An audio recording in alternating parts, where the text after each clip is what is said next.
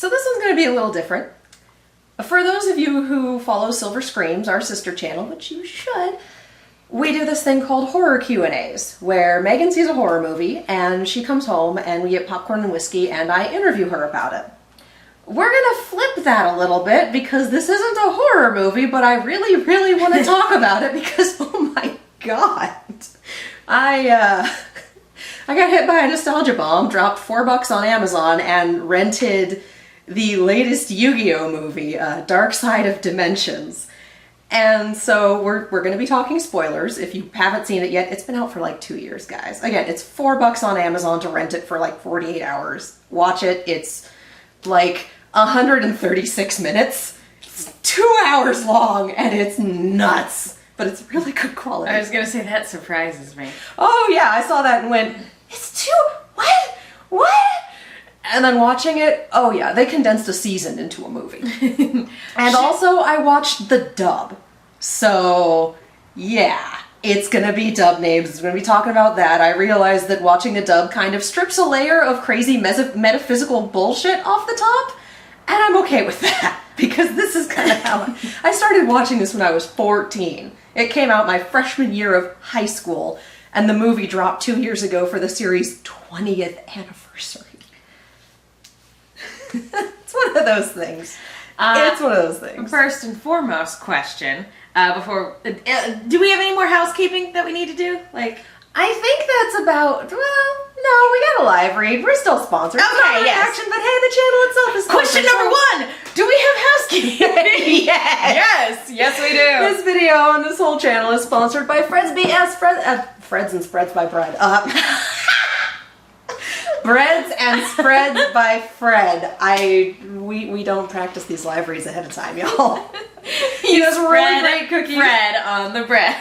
He does really great cookies, he does really great brownies, he does really great jams. Everything is fresh, never frozen. Everything is made in small batches because it's fresh, never frozen. Its flavor's not found in stores. He does brownies with cherries in them, you guys. It's this like really subtle note in the brownie. They're so good. The cookies are called Brown Sugar Buddies. They are what snickerdoodles want to be when they grow up, and they are really, really good autumn cookies because they're these chewy, spicy, just, they're amazing. They go really good with pumpkin drinks. They do. They go well with coffee, they go well with tea, they go well with whiskey, they go well with just about everything. And he has a raspberry peach jam that's just unbelievable. And yeah, you're not going to find that in stores. It's so good. And if you're LA local, you can do customer pickup. Instead of waiting for the postal service or whomever to send you your stuff, you can be like, Fred, I need cookies, and then pick them up. Excuse me, because that is how that works. So yeah, head over to fredsbs.com, fredsbs.com, and use coupon code KIACookies for 20% off of your entire order. Thank you, phone. Treat yourself, because you deserve it. And speaking as somebody who got a bunch of brownies and cookies as gifts for her birthday, they make great gifts. So they guys really do. They're so highly recommend. If you don't know what to get somebody for their birthday, maybe some brownies and cookies and stuff. For a while he was selling a gift box and it came with a jam and I want to say half a dozen cookies. I don't know if he's still doing that, but if he is, it's a really good gift. It's a good gift. So yeah, so this movie's bonkers, yo.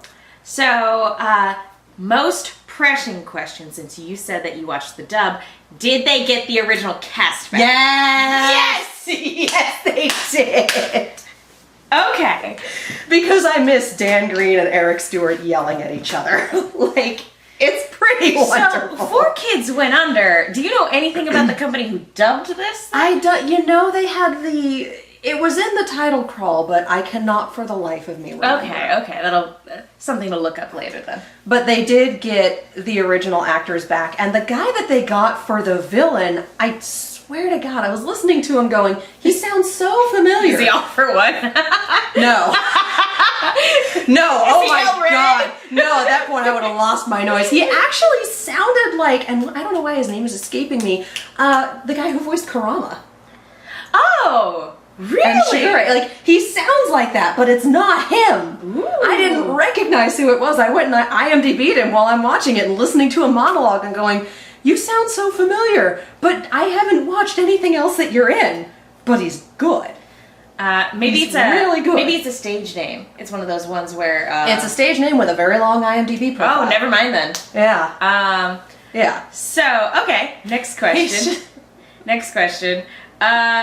Do you believe in the heart of the cards? Always. That is how you prevent the apocalypse. Is it? You want to know what this movie's about? You want to know what goes down in this That's my next question. movie? What on earth is this 2-hour YuGiOh movie about? What sort of story can YuGiOh tell in the span of 2 hours? This movie is basically Goofus and Gallant deal with grief.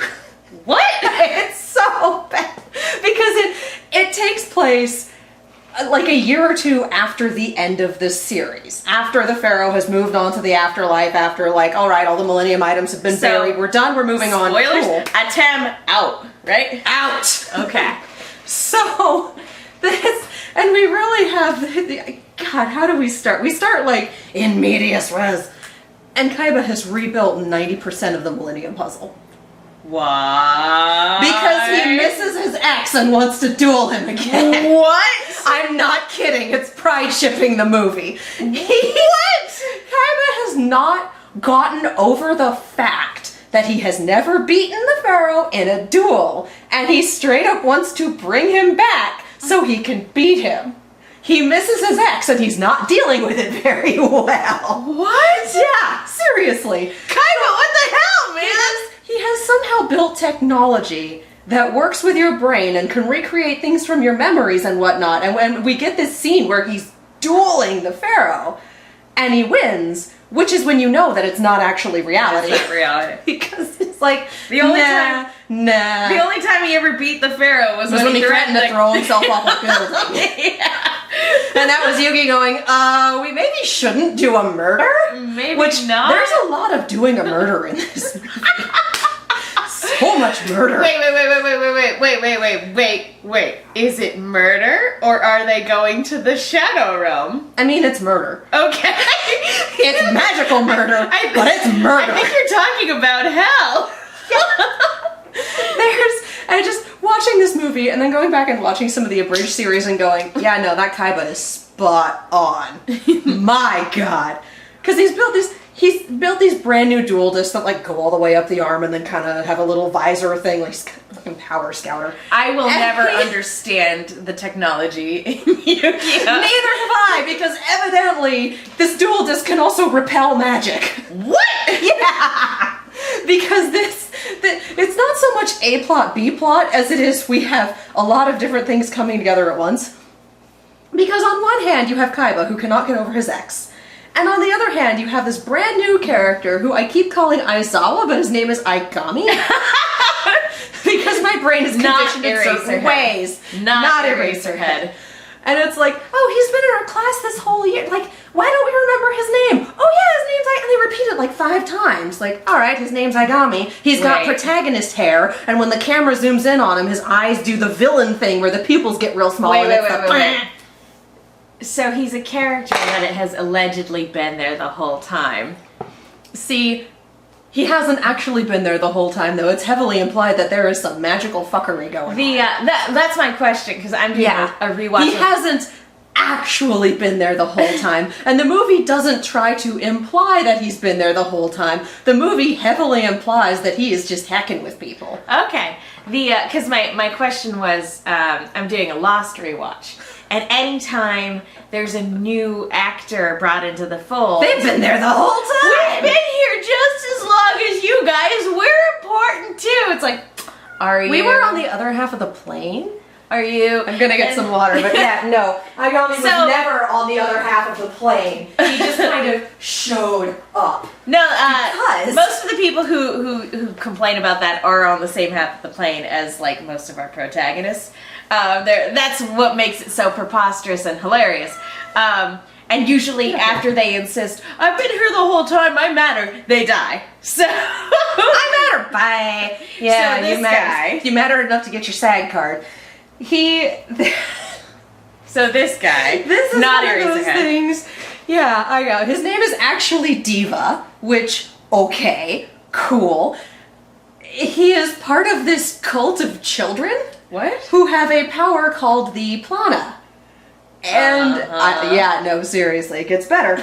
And there is a prophecy where after the Pharaoh leaves, like after the Pharaoh moves on, the planet will have the power to reshape the world. But if he ever comes back, that power will be gone forever.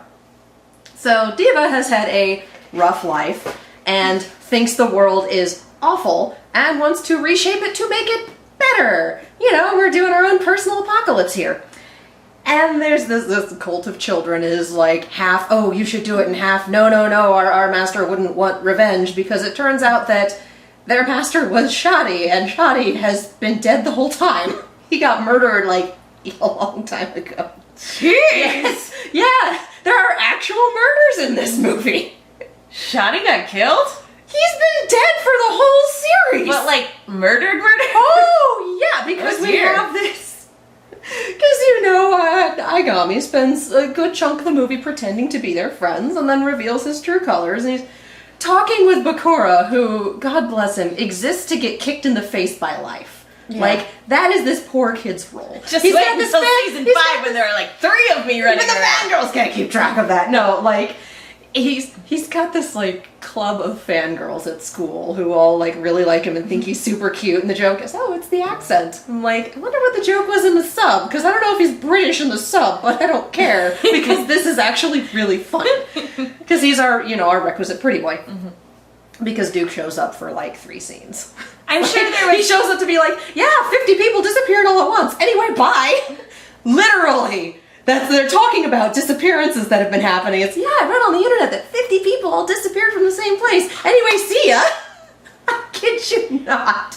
Like, actual dialogue. That whole bit could have been given in like a newspaper clipping. Or why did Duke need to be because that's the conversation that's happening, and hey, this is a fan favorites movie. We've got all your favorite characters and a villain who hasn't actually been there the whole time. Yeah, so I have a quick question. Yes. Why would the ancient Egyptians, or whoever made this curse for this cult of children, why would they assume that, one, that the Pharaoh moved on and that would be the prerequisite for this part of the curse, but then also make the additional requisite of if he were then to come back after moving on, who does that? The Plana is the 8th millennium item. What? It looks like a Rubik's Cube. What? I kid you not. This is very much alright, so there's an 8th millennium item. It's been held by Shoddy this whole time. Who's also been dead the whole time. He was alive at this point. This is like 8-10 years ago. Who adopted these children who were being horribly abused and gave them a better life and also gave them these powers and was teaching them, you know, don't be afraid, don't let fear into your life. And we get a fear turns into anger, anger turns into hate, hate leads you to the dark side. Like, we straight up get that. Like, okay, legit. Which is when Bakura's dad shows up. 8 or 10 years ago, however long ago this was. And we get this in a flashback from Bakura because he's talking with Aigami at this point and going, wait, I don't want to talk about this. I don't want to relive this. This is the worst experience of my life. And Aigami kind of forces him to. In case you were wondering whether or not this person is a good he has problems. And basically, Bakura's dad has been after the Millennium Ring for a while. Just like, I've been researching it, I want it, whatever. He's not presented as a very good person in this movie. And Bakura follows him because he's 8 and he's worried about Dad, and they do a lot of traveling together. And, Bakura's dad murders Shoddy, doesn't he? No. No? So he manages to find, you know, the cult of these small children and Shoddy and sees the ring there. It's like, I've been looking for that, I'll give you any price you want, like, I need it. And Shoddy's just kind of like, look, if this is what fate has decreed, like, go ahead, try it on. I'm not standing in the way of fate. And he does, and it wrecks him. Shoddy, you're bad at your job. I mean, yeah. it completely wrecks poor Dad and goes flying off of him. And Bakura, who's been hiding, is like, oh no, Dad, are you okay? And Dad goes, go get the ring. And he does, and he picks up the ring, and the ring goes, that one. Oh, no. Bakura's been possessed since he was like 8. Yup. And tiny, possessed, evil Bakura, who shouldn't be funny but kind of is, kills Dad. Kill Shoddy. Oh! And bounces. basically. Oh my god! So he has been possessed since he was 8. He's been possessed for half his life. He lost his dad. We've never heard about if his mom is still around or who else raised him. But Bakura exists to be kicked in the face by life. He killed his dad and Shotty? Yeah. Shoot! They dead. So he's... Whoa! So Agami forces him to relive this and then basically just kind of poofs him into another dimension. And now you exist to be kidnapped because fuck you! I do appreciate that our damsel in distress is a guy, but I'm so sad that, again, Bakura exists to be kicked in the face by life. This is his lot. He thought he was done with all this ancient Egyptian bullshit. And then Agami shows up and is like, let's have you relive your trauma. I'm like, God. Why, though? That's so upsetting. He also nearly kills Joey. And we have... Does everybody still have their American names? Yes. Okay. Again, this is the dub. A lot of dubs these days keep the original Japanese names, and 4Kids made some interesting choices back in the day. Oh no, this is the dub. Okay. There's, like I said, it removes a layer of metaphysical bullshit, but it also definitely is like, yeah, these people ain't coming back. I sent them to a hell of their own creation, and then it fades away around them and they disappear from existence. Bye! Like, Diva's got some problems. You're a young, impressionable child, and the person who pulled you out of an abusive life gets horribly murdered in front of you. To his credit, he did problems. do that to the person that killed his guardian. So, but a lot of it was Bakura telling him, it wasn't me. I'm so sorry. Like, apologizing and also being like, it wasn't me. Like, we know the Millennium Ring is super powerful and super evil. I didn't kill him! I don't care! Yeah, pretty much. Tries to kill Joey, fails because of the power of friendship. Not actually kidding. Evidently in the sub, it's made pretty clear that Yugi has a lot of latent magical energy himself, and that's why he's able to do half the shit he does.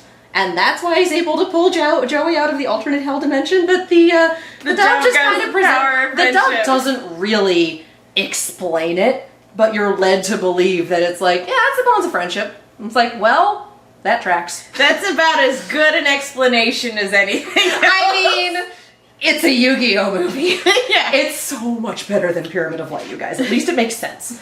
Most of it makes sense. God bless the duels in this movie. We haven't even asked about that. So yeah, are they projections from the Millennium items? Are they Kaiba Corp's new tech? It's cubism. What? Yeah! It's just... I feel like half of the questions from this Q&A are, what? Yeah, no. That's legitimate, because I was definitely watching it on the TV, flopped over on the couch, yelling at things that don't make sense, because... It's called dimension dueling, and it's this effect of the power of the plana. So every time someone duels Diva / Aigami, but actually there's one point where he goes, there is no Aigami, and I just lost my shit. Only Duel? Only Duel! Like, that's the one thing I'm disappointed in you for, Dub, is that when you said there is no Aigami, you didn't follow it up with there is only Diva. Like, you just that one little... I recognize you Ghostbusters. You probably can't do that, but yeah, no, straight up. Only Zool is where my brain went there. It was, oh boy. But he does this thing, he doesn't actually have a dual disc, he just summons a bunch of cubes around his arm, and it's this weird, it's weird. Kaiba has invented Magitech, and Diva uses the cube and the power of the plana to duel, and it's called dimension dueling and dimension summoning, where you don't have to sacrifice anything to summon your higher level monsters, but you have to infuse them with your spirit energy to give them attack points. So you summon a monster, do a little DBZ power up, and then get ready to duel. If you die in the game, you die for real. Not quite. Not till the end, when it's the actual apocalypse happening. But for the most part, it's just watching this happen. Oh, yeah. No. Go ahead and finish your thought. I just have a question for when you're done. Diva's deck is so broken. Because it's like, alright, well, one of the maddening things that YuGiOh protagonists do is, we're gonna do this new thing! Okay, I'm in! With new rules! Okay, I'm in! That I won't explain to you till you're halfway to the duel! Okay, I'm in! Like, wait, what?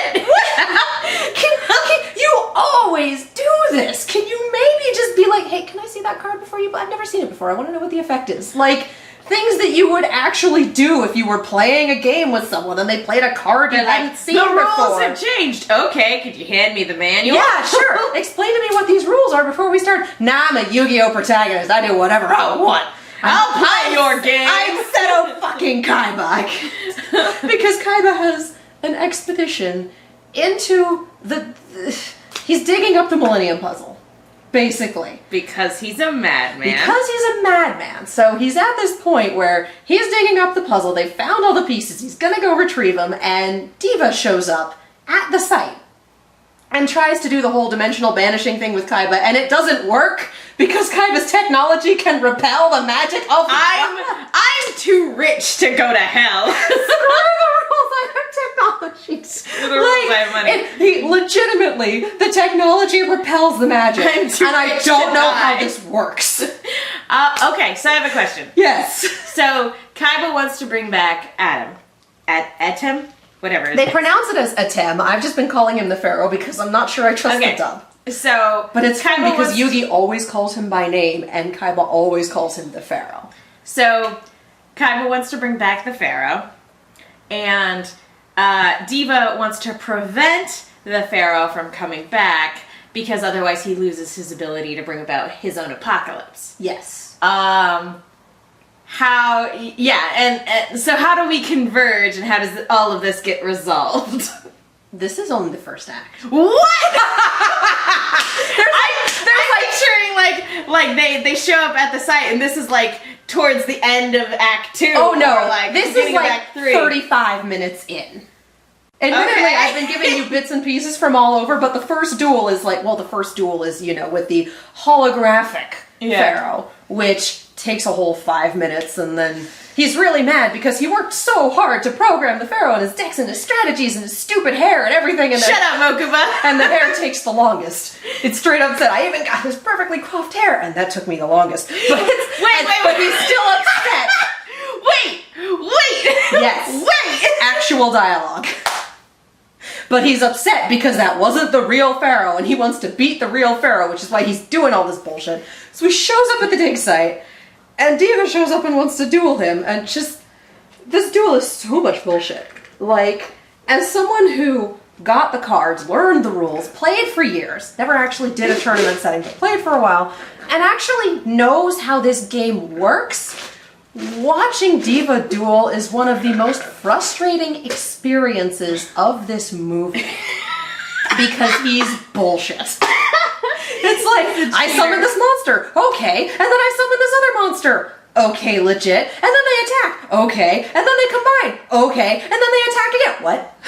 He's like, I'm sitting here going, game's a load of bollocks. But I'm sitting here, like, even in the later seasons and in the movie, they try to follow the rules that they've set down for the actual game they're selling. So, draw phase, standby phase, main phase 1, attack phase, main phase 2, end phase. You only get to attack in one chunk. But watching Diva and by the third or fourth turn of his, I was sitting here trying to map out his turns because he had like 4 attack phases, and I'm like, I feel like that shouldn't that be doesn't allowed. work that way. And so he's like, oh, I have 1 turn, and it completely wrecks his opponent. I'm sitting here going, that's not how this works. Like, that's even- not how any of this works. What? His Even deck is Paradox, so broken. even Paradox, like, even though he got way more turns than everybody else in that, at least it went, a little bit more of a back and forth. Oh no, Diva's deck is super broken. And it's like, well, now we have these cards released into the game, and they do something in the show or the movie that's super broken, and then when they release the physical card, they have toned it down a lot. But I'm just watching this going, all of these, every time there's a dimension duel, it's complete bullshit. Because you can't figure out how the fuck Diva's deck works.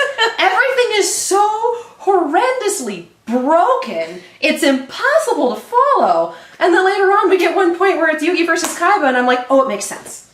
This I get. This makes sense. I understand this. And then it's like, we're gonna duel Diva again. I'm like, no. He doesn't make any sense. He's not. Get out of here, you. It's not fun to watch him duel because he's fucking cheap. Like, he doesn't follow the rules. None of this makes sense. What are these cards? What are these monsters? What are these special effects? How small is the tiny print on the card to fit in all of the the ridiculous special effects and combinations and whatnot that you seem to be pulling in a single main phase. What? So, Diva's a frustrating villain. Like, I understand how he came about, but my god is he sanctimonious, and his dueling makes no fucking sense. So... It was definitely a lot of, what? What? What is this? What is that? How did you? And at one point, did you just summon a bunch of monsters in one turn?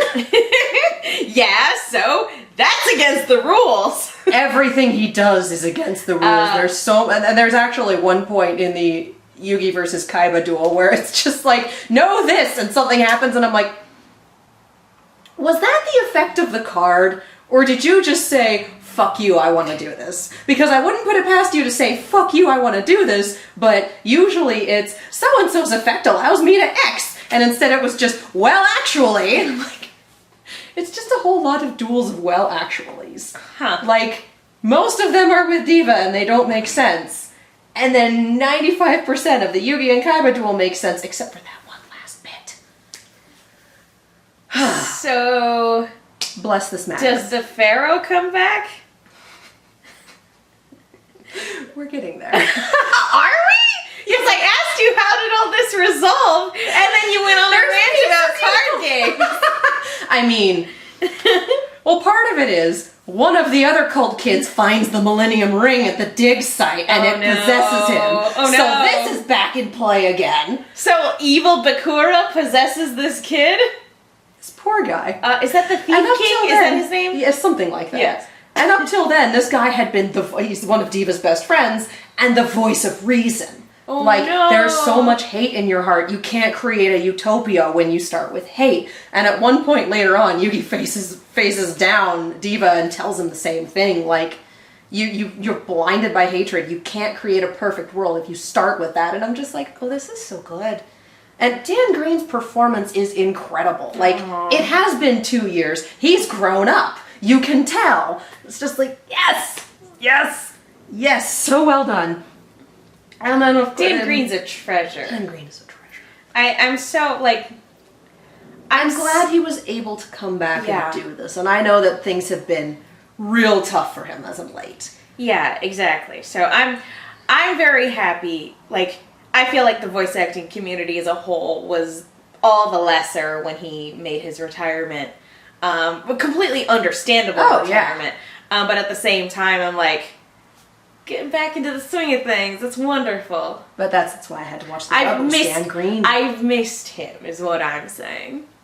And he did so well. Pulling out the Pharaoh voice at the beginning for the hologram, and then, Yugi throughout all of this. Just, all the performances were really, really good. And I know everyone's like, oh, the dub. I'm like, don't care. F you! Really good. Don't rag on the dub. Eric Stewart and Dan Green are a delight. Eric Stewart and Dan Green yelling at each other is just one of those things where I'm like, I'm back. I'm a freshman in high school again. It's been a while. Yeah, no, and the animation is beautiful. It's one of those things where, like, you can tell when animation is cheap and you can tell when they really went into it. So many of the movements that, like, most of the monsters are CGI, as you do, but it's not egregious. Okay. And it makes a lot of sense for the dimension dueling and the cubic monsters and all the bullshit that Diva pulls out. And the dragons are also CGI, but again, they look good. Okay, whatever.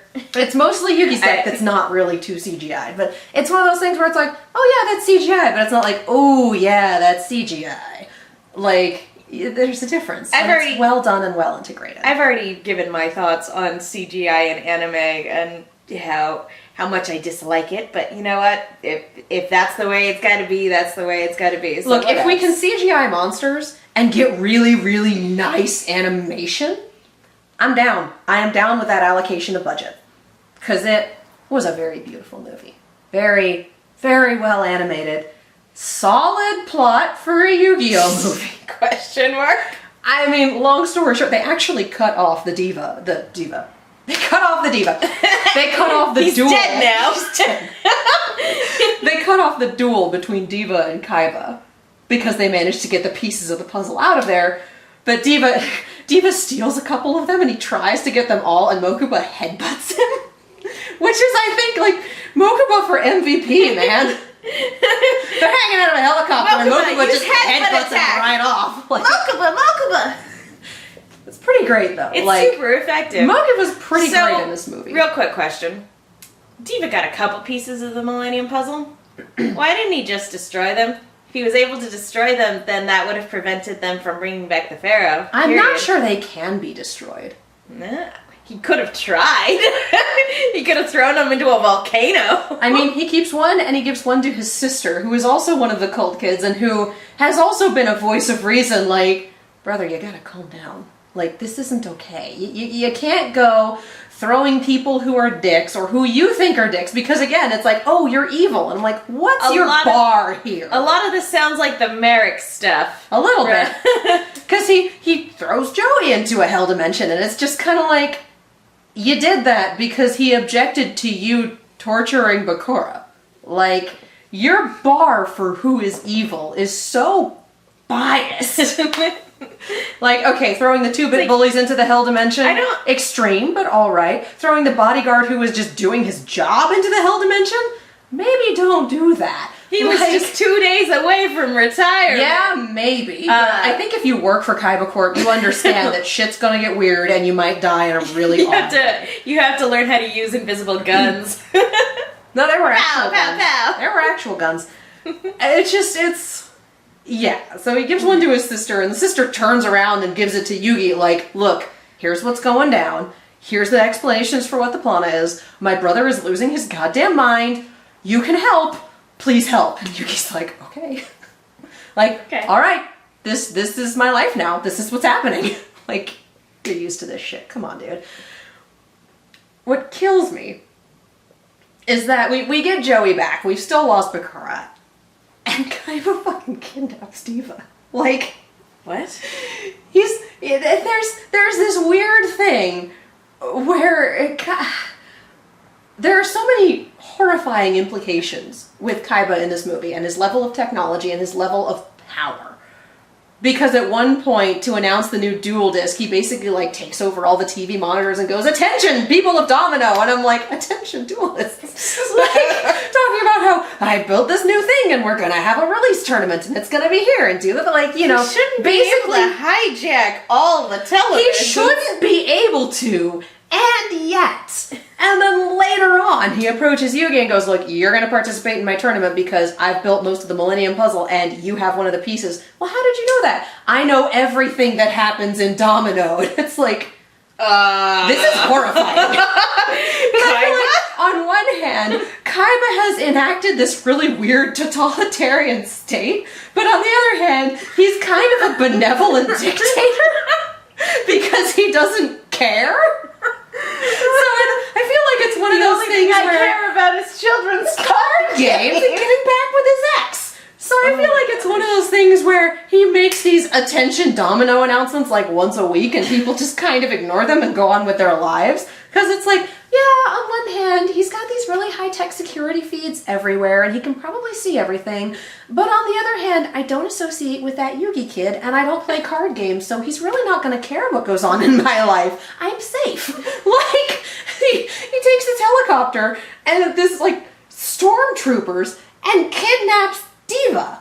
And I'm just like, on one hand, we as the audience understand that Diva is the villain. On the other hand, you kidnapped a private citizen using a private armed task force. Like, what? Huh. So I really have to wonder about, like, the city of Domino and Kaiba's role and everything. Because he's also built a space elevator. Because that has to do with his technology and seeing the Pharaoh again. At the risk of sounding like a broken record, what? Yeah! He built a space elevator? See, when I said this was Goofus and Gallant deal with loss, we have a nice little scene in the beginning with Yugi talking about, yeah, I miss him. And his friends going, it's okay to think about him and it's okay to miss him. Like, you guys were really close. So Yugi is able to deal with this. And Kaiba is historically unable to deal with anything. And has a lot of money, a lot of power, and a lot of intellect, and no one who tells him no. Like, 14-year-old me was like, Kaiba needs a friend, and 30-year-old me is like, Kaiba needs a therapist. Like, Bakura also needs a therapist, but Bakura is also far more likely to actually benefit from therapy because he'd listen and take suggestions. Everyone in this series needs a therapist because most everyone comes from a broken home. I mean, Teia's doing okay. She's fine. She's fine. She's good. Joey has an alcoholic father. Kaiba, that whole thing is such a train Kaiba wreck. is Kaiba. It's Yugi's parents have been gone from the get-go. I'm sure they're dead. Mean, his mom is there in the manga.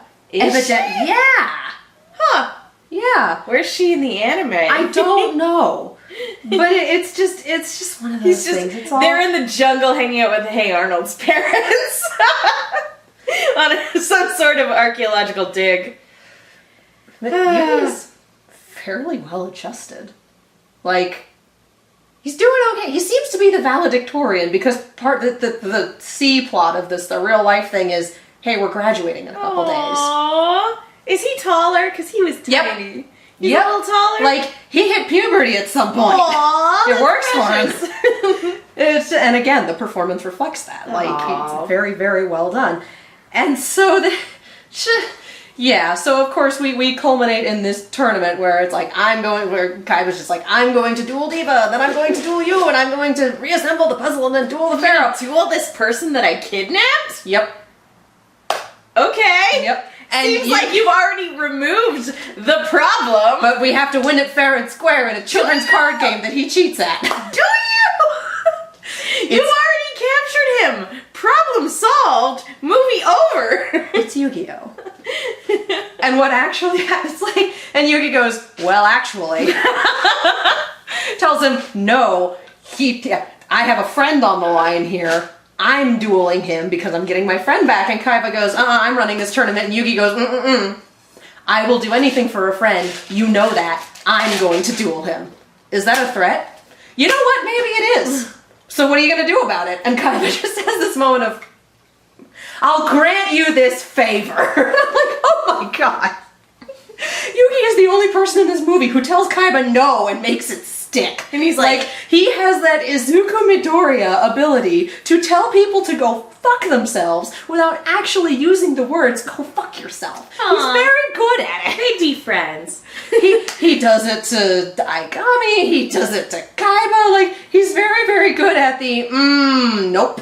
Aw, now I really want to see Midoriya and Yugi playing a card game. Oh, they'd be great. That'd be adorable. God. Can you just see... I'd watch that crossover. Can you see Midoriya analyzing people's card game skills and writing things down and just muttering to himself and like taking copious notes? Like, protagonist buddies. I want this now. Someone give me this crossover. They're roughly the same size. It's so cute. Yeah, high schoolers. Yeah, no, I'd be down for that. That'd be hilarious. Show me the fan art. Show me the fan. Anyway, yeah. Question. Yes. So you mentioned earlier that they had the joke about the hair. Were there any other things that you could tell where you're like, this probably isn't a nod to the abridged series, but you can definitely tell that there, in terms of like the dub, that there are some like mild influences where they're like... I don't think that was the case. There was nothing that really stood out. There definitely weren't any quotes. I mean, again, they were very true to what they had established earlier. I'm just saying, Dragon Ball Super has made some overt references to DBZ abridged. And so that's why I'm like... Because a lot of localization teams are very aware these days, and they're like, we know what the fan base likes. None of it struck me as that, honestly. There were definitely some really good jokes in there, but for the most part, again, what mostly hit me is the abridged series Kaiba is a little more extreme, but still spot on. Like, this is Seto Kaiba, and occasionally there is a, look, I don't care, I just want to duel. Like... Yeah. There was nothing that really struck me as, this came from the abridged series. Or this was influenced by the abridged series. But it was all very good quality. So yeah, it's just God bless. So we have the Yugi and Aigami duel, and of course Yugi eventually wins after turn of flying bullshit. Because I can't get over this. So he wins, and Aigami just kind of disappears. Okay. He goes into this, occasionally they wind up in this dimension that's like the sand dunes of Egypt where they talk with other members of the cult or things happen and the kid who was possessed by the ring like gets eaten by the ring, just gets dead, he's gone. Did he die? Well, I don't know. I don't know. Is he dead? Honestly. I mean, not by the end of the movie, but at that point he might have been. But so Aigami just kind of disappears and leaves his piece of the puzzle behind, and so, of course, Kaiba's like, now I'm dueling you and we're doing this, and suddenly it's a duel that makes sense, because it follows the rules? You're like, okay, something a little bit more grounded. Just a breath of fresh air! But at one point, like, smack in the middle of the duel, because Kaiba has made it, like, he has the Millennium Puzzle just, like, suspended in this beam of light, like, showing it off to Yugi, because he used some super advanced... completed? Without those two pieces. Okay. Because he used some super advanced AI that he programmed to put it together. Like, He had to build you're cheating! He had to build an AI to put together a puzzle that Yugi put together on his own. Yeah, it's like, it took Yugi 8 years. It's like... Mokuba goes, okay, you're gonna put it back together. That took Yugi 8 years. And Kaiba goes, Yugi is a simple-minded child. And I'm like, whoa! Wow! Shade! Says the guy who's never beaten him. Yeah! Beat him once. By threatening to throw himself off the building. Yes! By cheating! And that's more Yugi forfeited because he didn't want to murder the man! Yep. Yep, it sure is a thing. Oh, yeah, God. so although I do love at one point, like, the AI starts putting it together and is explaining its process, and then Kaiba goes, I know, I programmed you. Because I'm like, okay, obviously this AI is explaining it to the audience. But he's saying it to Kaiba, and we get this, I know, I programmed you. Well, yeah, but I also know how much you like your intelligence to be validated. I'm like, oh my god! Wow!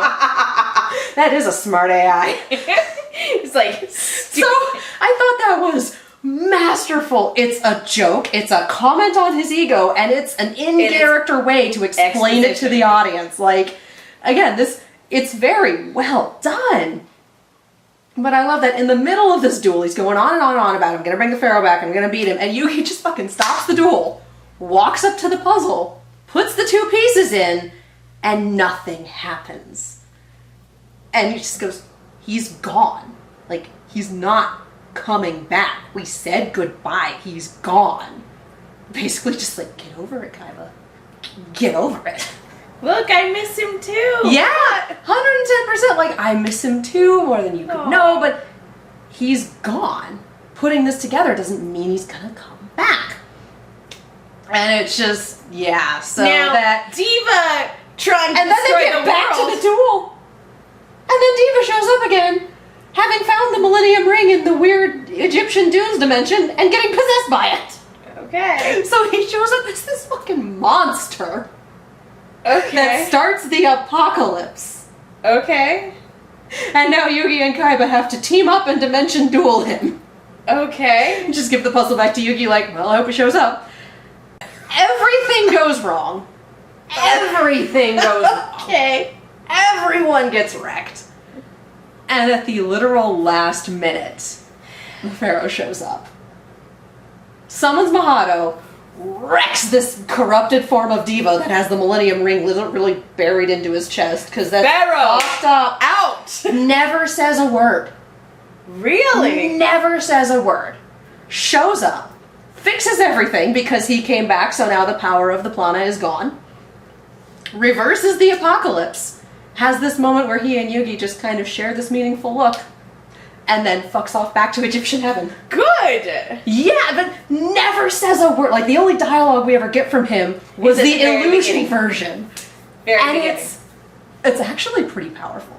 The music is great, the animation is beautiful, and it's very much like, yeah, he wasn't going to come back just because you miss him. He came back to avert an apocalypse. Yeah. But his time done. is done. Yeah, his story is over. So it was definitely just like, oh, that's really sweet. Okay, bye. So all of as much as I love hearing Dan Green's, deep Pharaoh voice, that's probably the better way to go about it. Very powerful, very well done. And so, and the end of the movie is just kind of like, because we've got all of the cult kids lose their powers and they kind of reintegrate into the real world, and the kid that had died from the Millennium Ring is brought back because where was I? A little bit like, and Diva kind of has a better understanding of, okay, not everyone's terrible, I should chill. And he and his little sister just kind of go off to do their own thing. Like, all of these kids are reintegrating into the real world, and we have Bakura back, and we have, like, okay, everything's better. And there's a little conversation about, did you get to see the Pharaoh? Oh, yeah, he wishes us well, he's doing great. Like, that's good. It's a nice little bit of closure. It's heaven! Because Yugi was missing him. And this kills me. Kaiba comes back, because Kaiba had gotten completely wrecked. Oh my gosh, Kaiba. Reappears. You were right. He did come back, and I'm just like, no, don't tell him that. Don't tell him that. The part where I not really started screaming, but just continued screaming, was Kaiba looking at Yugi and going, well, yeah, you have your bond with him, and I have mine. It's just like, what? Okay. And we have this nice little montage of graduation and everyone kind of going off and doing their own thing and moving on in life, and we cut back to Kaiba in the space elevator. Because of reasons. All hooked up to his dual disc, can create things from your memories and illusions and whatnot prototype system, and Mokuba going, this is an untested prototype, are you sure you want to do this? Like, come home safe. And he's like, yeah, it'll be fine, you're in charge. Down the space elevator in this weird prototype thing, activates the technology, and there's some ambiguity as to what actually happened here. Because he winds up in Egyptian heaven and challenges the Pharaoh to a duel, and the movie ends. What? So there's a couple of schools of thought here, and I'm sitting here looking at this going, what the fuck is happening? Either this is all an illusion because the technology worked, he actually did manage to break down the door to the Egyptian afterlife, and this is a thing that's happening, or he fucking died. And he died and didn't go to regular Japanese heaven. He went to Egyptian heaven. Ancient Egyptian we're in reincarnation, whatever. But Takahashi has basically come out and said, he didn't die. That one's not really, because he's released art, because what Yugi wanted to do after graduation, continue to work in the game shop, but he wants to make his own games. And Takahashi has released art that is implied to be the two of them playtesting one of Yugi's games 5 years down the line. Oh, that's so cute! That's like, Yugi is the only one who could put up with it. Yugi is the only person not related to Kaiba who can put up with his bullshit at any level. Like, he's got the patience of a saint.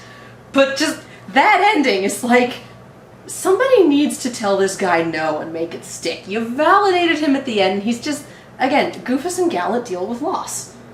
He's so bad at this. And this is also one of those things where this entire movie could have been averted, but you made the prophecy come real. Like, this could have been averted if Kaiba had just gotten over himself, and if Diva weren't traumatized and trying to wreck people, because all of these disappearances were his fault. Was him, like, cleansing the world. So yeah, but did all those people, you stay dead? The 50 people? I don't know! They might have. We never see them again. There's no, hey, these people that you initially wrecked, they're back, they're fine now, because we definitely get a few, like, there's no, hey, they show back up where they disappeared. Like, they're probably gone. They're in the shadow realm forever. So what was your favorite part? Oh my god. Oh man. Just that ending look with the Pharaoh and Yugi?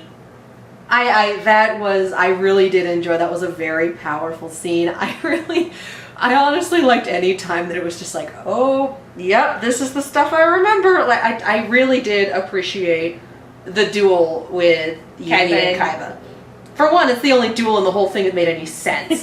For another, the fact that it was Yugi that interrupted the duel, had this emotional moment to be like, look, proving a point, he's gone, and then they went back and finished the duel. Like, I appreciate what they did with that. They were very true to the characters, very well written, very well acted. I mean, all the duels with Diva were fucking bonkers, and they drove me crazy, but so much of this was so well done. Much better than Pyramid of Light. Not a high bar, but much better than Pyramid of Light. What rating would you give the movie? I mean, How about as a Yu-Gi-Oh movie and then as a movie? like, as a Yu-Gi-Oh movie, I'd give it like 4.5 out of 5. Really, like, if this is your nostalgia, it's a great continuation of it. It's so good.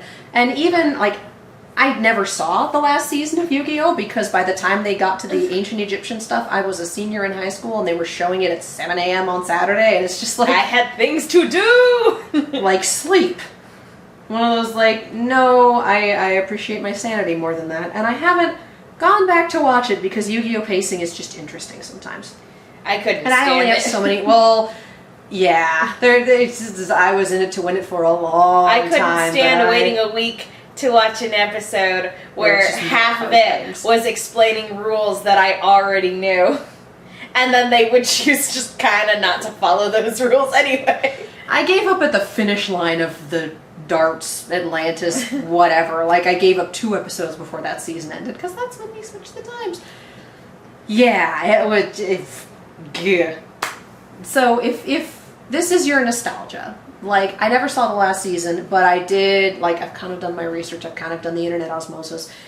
If you've never seen the last season, it's kind of worth it to look up what happened, because otherwise that whole bit with the Pharaoh doesn't make as much sense.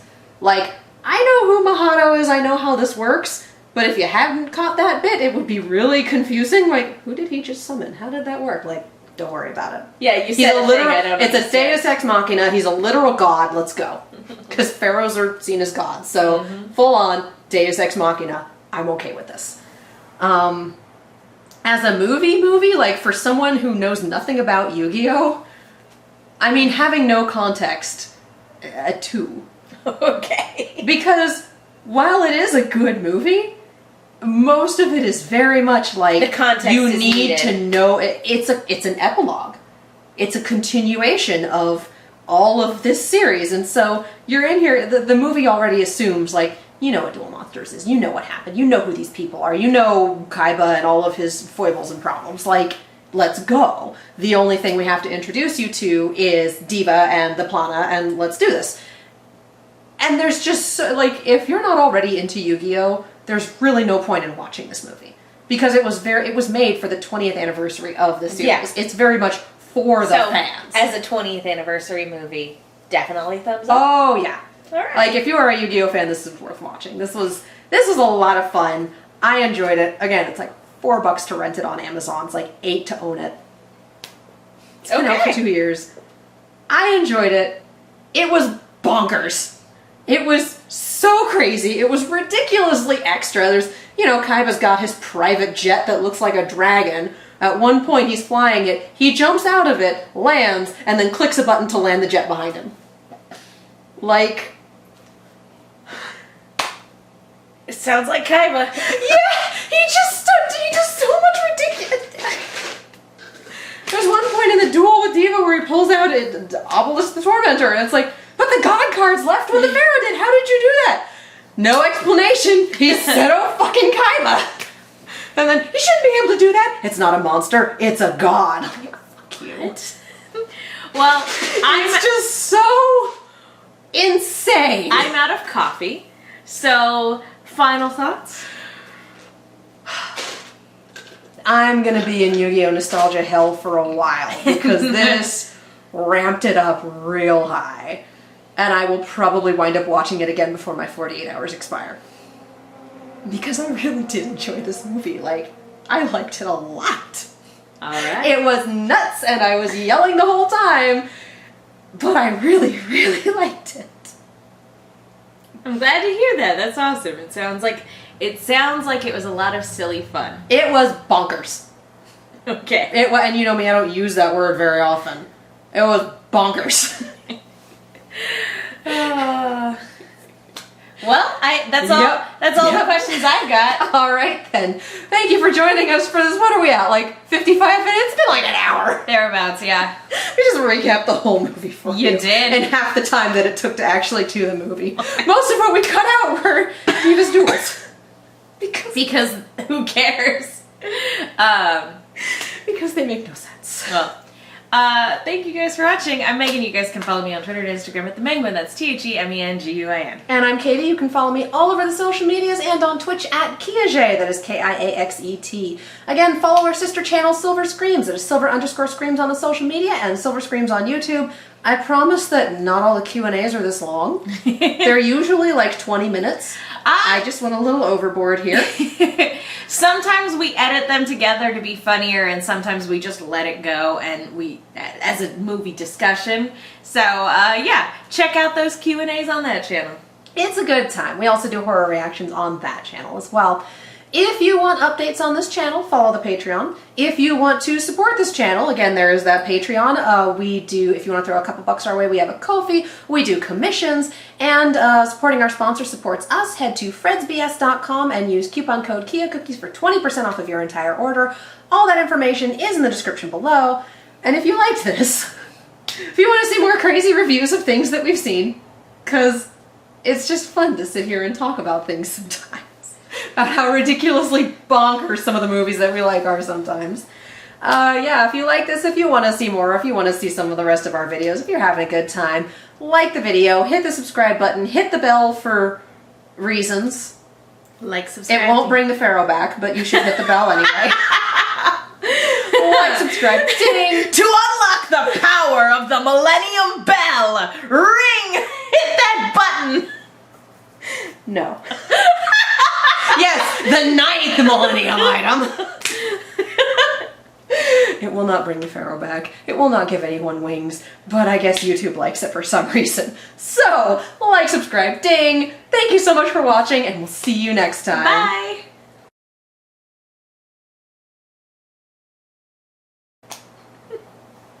They did a remix of the theme during the credits. It was great. Orchestral, and then it went into full-on, like, crazy guitar during the... fun! Oh, so good. The Millennium Bell will be mine!